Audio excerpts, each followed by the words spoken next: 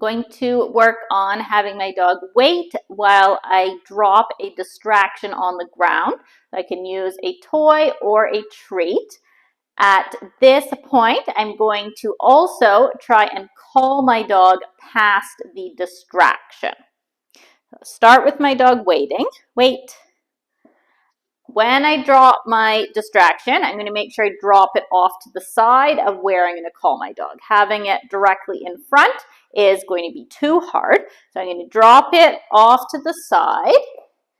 And then when I'm ready, I'm going to call my dog to me. If my dog needs a little help with the recall, I can also call my dog to touch my hand.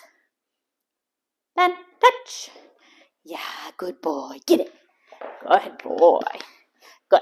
So in this case, my distraction was the toy. I released him to get the toy once he followed through. I do want to make sure that my dog is waiting for permission to get the toy. So if I wasn't sure that they were going to do that, I would be practicing with my dog on leash at first, so I could prevent them from taking off to grab the toy before they had got their cue. Also, when I'm working on calling my dog, sometimes I want to just reward my dog for holding position. Drop. Good. Wait.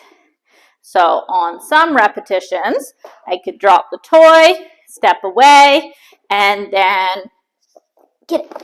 I can reward my dog by tossing the toy to them. So sometimes calling them, sometimes rewarding them in position. Drop.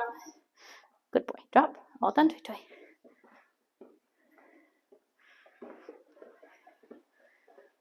And then, wait. Now with food, it is, oh, cheater. My dog is a cheater. Try again. Wait. It's going to work the same way. So I've got my treat. I'm going to drop my treat on the floor. I'm going to call my dog to me. Then touch. Good. And I can reward my dog with a different treat.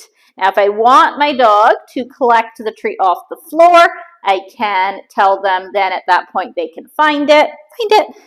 Good boy. And if I didn't want them to get it, then I could go and pick it up.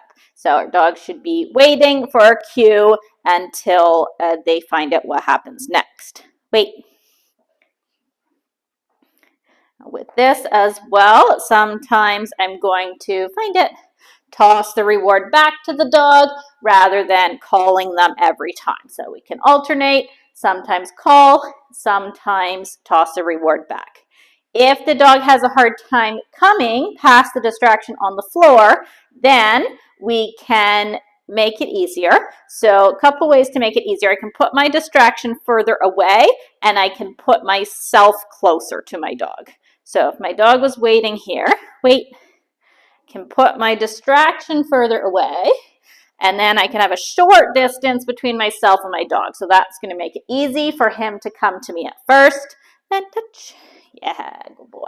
And then once he could do that, then I would build to, first of all, being further away, see if he can come further, and then if he can do that, then trying to have that distraction closer. Wait.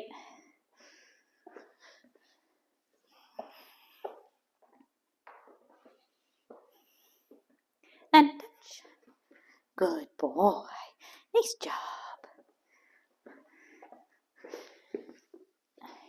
And then over here. Good boy.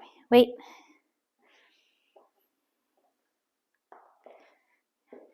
And again, on some repetitions, I'm not going to call him every time. Find it. I will sometimes toss the reward back to him. Good boy, break.